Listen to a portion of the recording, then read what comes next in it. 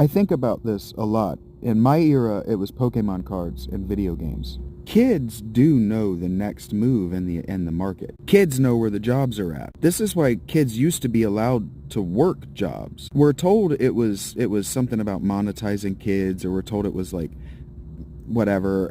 That's not what it was about. The kids wanted something to do with their time, and they wanted money that was theirs to spend on their shit. So like Brian May famously built his guitar with his dad, right? But like if we look back on history, the guitars are what made those dudes not just famous, it was where the money was at. It was where the work was. Think about the 70s, think about the 80s. Like dystopian office jobs are why we have movies like the 90s and the early aughts about being a man and how bad it sucks, with these hyper-masculine fantasies that come to us from music, not from movies. Think about it, the hyper-masculine, what movies were hyper-masculine in the 60s and 70s?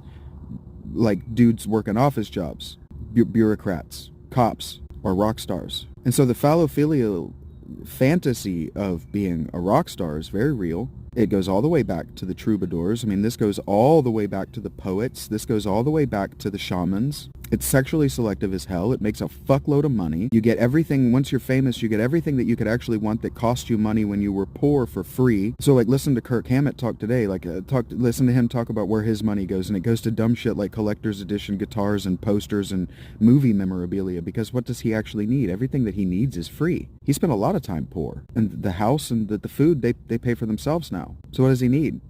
Collector's shit. Shit to leave behind. Shit to fill his grave with.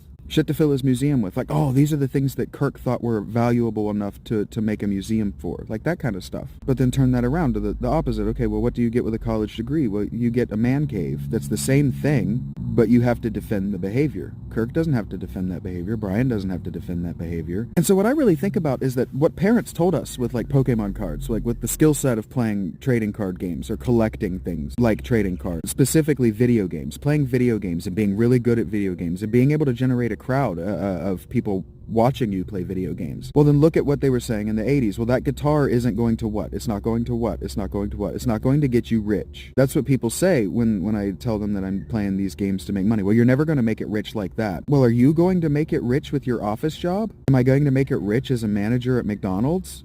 And so maybe this has become a justification, another rationalization for you to hit up the Patreon or to find my tip jar. Because the kids know where the money's at, and the kids have been making money online on YouTube doing exactly what I'm doing, just being a fake version of themselves, being themselves. Like Mr. Beast is not really that person, because that's where the money's at. That's where the jobs are.